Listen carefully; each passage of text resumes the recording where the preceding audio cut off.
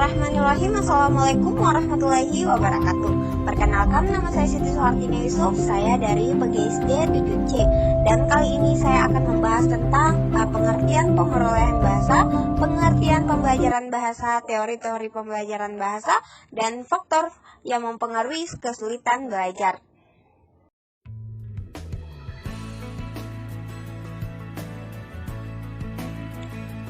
Nah, yang pertama saya akan menjelaskan tentang pengertian pemerolehan bahasa. Pemerolehan bahasa anak melibatkan dua keterampilan, yaitu kemampuan menghasilkan tuturan secara spontan dan kemampuan memahami tuturan orang lain.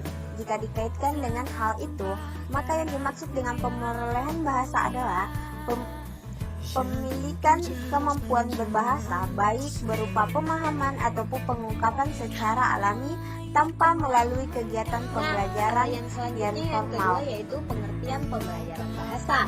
Nah, di sini pengertian pembelajaran bahasa merupakan upaya membelajarkan siswa menurut Bazen pada tahun 1989. Kegiatan pengupayaan ini akan mengakibatkan siswa dapat mempelajari sesuatu dengan cara yang efektif dan efisien. Upaya yang dilakukan dapat berupa analisis tujuan dan karakteristik studi dan siswa. Analisis sumber belajar menetapkan strategi pengorganisasian isi pembelajaran, menetapkan strategi penyampaian pembelajaran, menetapkan strategi pengelolaan pembelajaran, dan menetapkan prosedur pengukuran hasil pembelajaran. Dan belajar bahasa juga pada hakikatnya adalah belajar berkomunikasi. Oleh karena itu, pembelajaran bahasa diarahkan untuk meningkatkan kemampuan pembelajaran dalam berkomunikasi baik lisan maupun tulisan. Hal ini relevan dengan kurikulum 2004 dengan kompetensi belajar bahasa yang diarahkan dalam 4 sub-aspek, yaitu membaca, berbicara, menyimak, dan mendengarkan. Nah, selanjutnya yang ketiga yaitu teori-teori pembelajaran bahasa. Teori-teori pembelajaran bahasa terdiri atas 4 teori, yaitu pertama teori behaviorisme, yaitu teori behavior yang berfokus pada aspek-aspek yang bisa ditangkap langsung dari perilaku linguistik respon yang bisa diamati secara nyata dan berbagai hubungan atau kaitan antara respon-respon itu dan peristiwa-peristiwa di dunia sekeliling mereka. Nah, teori yang kedua yaitu teori navitisme.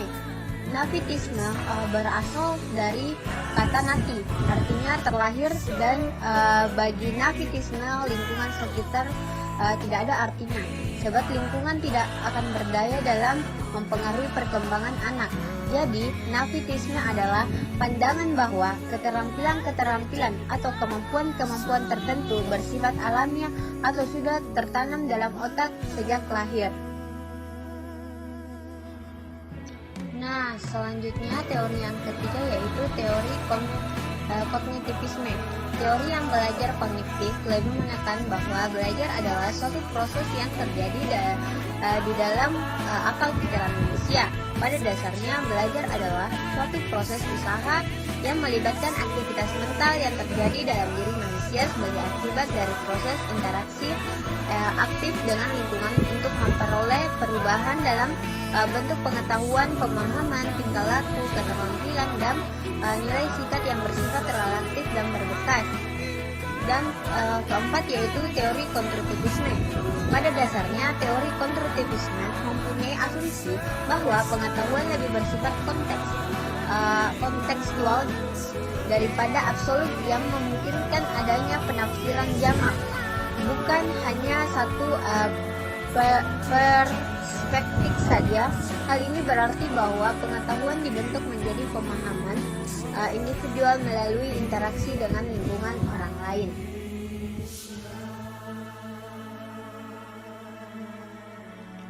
Nah, selanjutnya yaitu saya akan menjelaskan yang terakhir, yaitu faktor yang mempengaruhi kesulitan pembelajaran bahasa. Nah, faktor yang mempengaruhi kesulitan belajar bahasa itu memiliki yang pertama faktor internal siswa.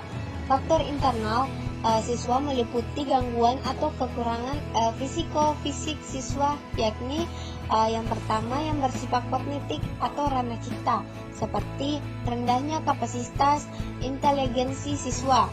Nah, 2 yang bersifat afektif atau ranah rasa, seperti lebih emosi dan sikapnya. Yang ketiga yang bersifat fisikomotorik, ranah karsa, seperti terganggunya alat-alat indera penglihatan dan pendengaran.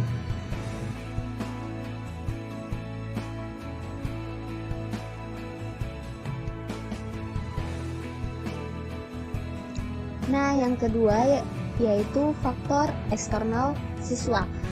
Faktor eksternal yaitu siswa meliputi situasi dan kondisi lingkungan sekitar yang tidak mendukung aktivitas belajar siswa.